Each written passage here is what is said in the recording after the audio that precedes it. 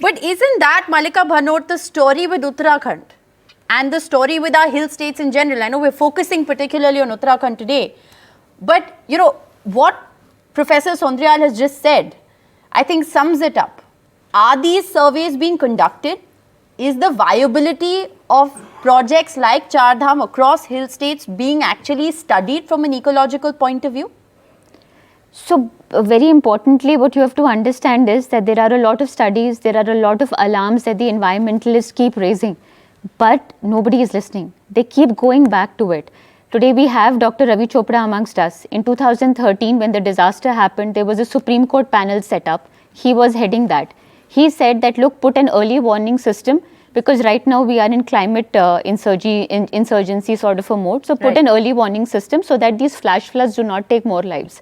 Nobody put.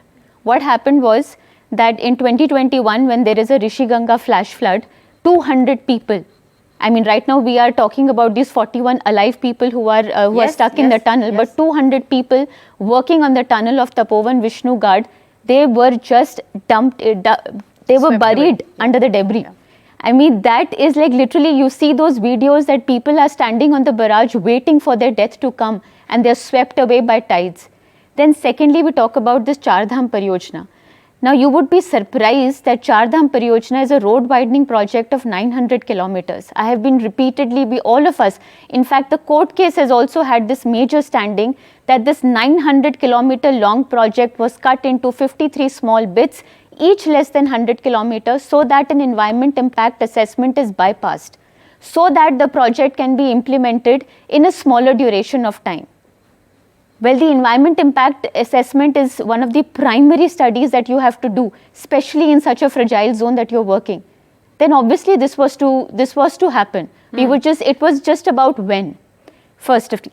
Then secondly, very importantly, you have to understand that when the DPR is formed of a particular project, which is called a detailed project report, in this particular case of Char Dham, the engineers themselves had pointed out that the road width should not be what they have taken. Yes. Right now the road width is around 10 meters, 12 meter formation width.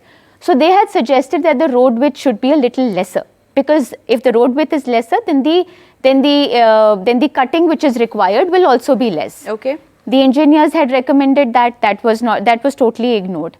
Then their own circular but there was of a difference of opinion on that recommendation. No. That was a recommendation which had no difference of opinion. Okay. That was a recommendation within the ministry. Right. In 2018, the Ministry of Road Transport takes out a circular and says that in the Himalayan states or in the hills, an intermediate road width of 5.5 meters is the only way to go forward. Otherwise, we lose precious trees and deforestation and consequently slope instability. They themselves said it. Did they do it? No. Then again, Ravi Chopra sir's HPC high-powered committee again recommended reduction of road width, which is when the difference of opinion came into the picture. So the point is that there are people, they are saying that do not do this X, Y, Z, but who is listening? You keep going back to this. Every time we are here talking about disaster to disaster. And then when the disaster fades out, the memory fades out, and you can we really then congratulate ourselves for any kind of damage control exercise? Because it does appear that all we're doing in the hill states now is damage control. Because like you're saying, if environment assessment reports are being bypassed, I mean, the impact on the environment is not something you can bypass. That is going to happen, and that is how this story is unfolding.